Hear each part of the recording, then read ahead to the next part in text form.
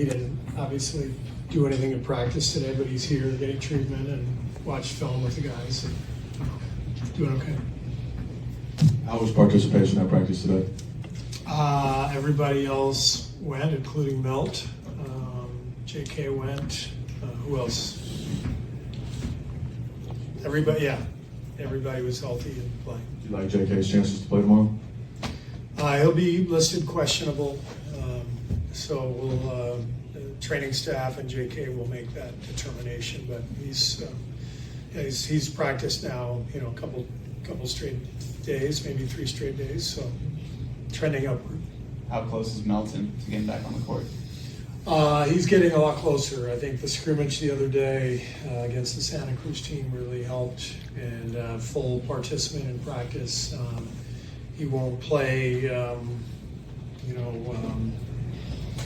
the remainder of this homestand, but he'll go on the trip, and there's a chance he'll play on the trip. What are some of the things you want to see from Melton before you guys clear him? Are there some benchmarks or something in practice you want to see? Yeah, those things are Rick's department. So Rick will tell me if he's checking all those boxes. But for us, it's having him in practice every day, and it's great to have him back. Without Steph, what do you want to see offensively? What are you looking for in terms of action, spacing, structure? I mean, without giving away too much, but what are you looking for offensively? Yeah, we just have to keep taking care of the ball, or start taking care of the ball. It's the same formula. We're missing one of the great players of all time, so maybe there's a few more play calls. We've got to be extra sharp in our execution with our cutting and our passing. But it's pretty obvious. 9-1 when we take care of the ball, and better than our opponents. 1-9 when we don't. And I'm going to keep hammering home that point to you guys, to our team, because it's the number one determining factor for whether we win or lose. What is related to that in the half court on offense without Steph? What's the correct balance between motion, movement, offense versus Jimmy, ISO, spread it out around him? Yeah, well, we have a bunch of sets that we run to create flow and movement, and so you run some of those sets on dead balls or after free throws. The flow of the game, which is at least 50% of the game, that's where our transition spacing comes into play. Once we get to our spots, if we're running to the right spots and the ball starts to move, then we have actions that we play out of that can be very successful. The Jimmy ISO spacing comes where either we make a play call demanding that we get Jimmy the ball and get to our spots, or it comes, kind of late in the shot clock, he gets the ball, and now we got to get to our spacing. So there's a balance within all of that when we're at our best, we're finding, and that's what we have to do, not only without Steph, but even when Steph is back. Steve, you mentioned this right after the game the other night, but how much relief is there that the Steph injury was what it was and came back the way it did, and he's not going to have to miss a long stretch here? Yeah, it's a big relief. I mean, you always worry when Steph goes down that it's something that's going to keep him out for a while. And so the fact that we're taking it by the week and doesn't appear to be anything too serious is a great sign, and gives us relief for sure. Hello, Coach. I noticed that the team will show patience with the player, especially the young player, but especially when they struggle. But as a coach, how make sure that patient will ultimately support the winning?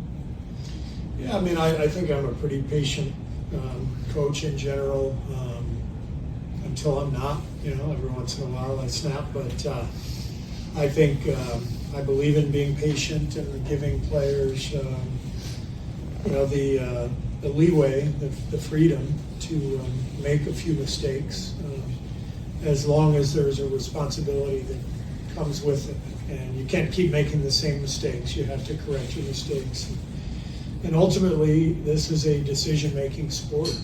You you have to make good decisions throughout the game at both ends if you're going to win. So my patience can only last so long if we're not making good decisions. And in your life, when you learn like patience is pretty important.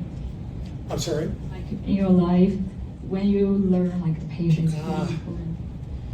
My dad was a very patient person, so I think I emulated him.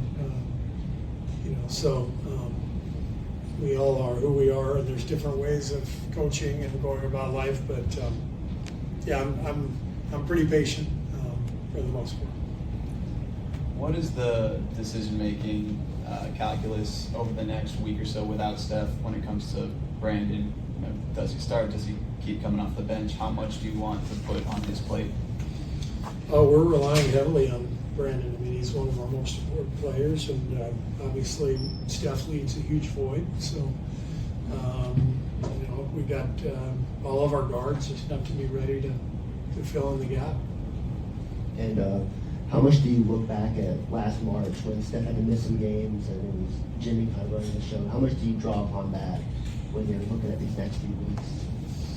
Yeah, I mean, I think one of the things that I'm searching for a little bit is the continuity that we had as a group during that time. When after we got Jimmy, we found a really good balance, and we were able to win a lot of games. And the continuity that we have from that should be helping us. But I think we've been a little scattered to this point. So,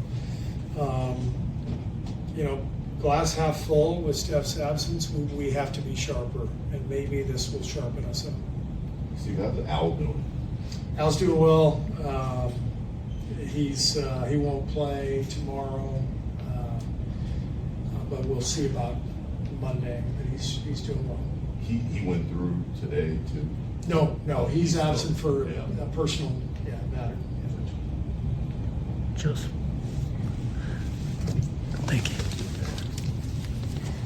Hey, Steve. With regard to the two charge calls the other night, what explanation did you get from Sean Wright? Well, the first one, it was the one when Thompson went through Steph. It was illegal guarding position. And this is kind of an NBA phrase. We've tried to make everything black and white with the rules. And so the officials are looking for, was Steph in a illegal guarding position? That has kind of changed over the years. In the old days, somebody just puts their shoulder down and goes right through you. It didn't really matter if your left leg moved an inch or two. It was just a charge. So I think we've tried to be over the years with replay, the challenge system. The league has worked hard to try to make some things exact. The problem is it's not an exact game. There's a lot of gray area. To me, that's a no-brainer. That's a charge. I think our officials have to have the leeway to determine if the offensive player goes right through the defender. It should just be a charge. We shouldn't be trying to make this into a science, but that's we're not doing it that way anymore. See you guys. Thanks, Steve. Appreciate it.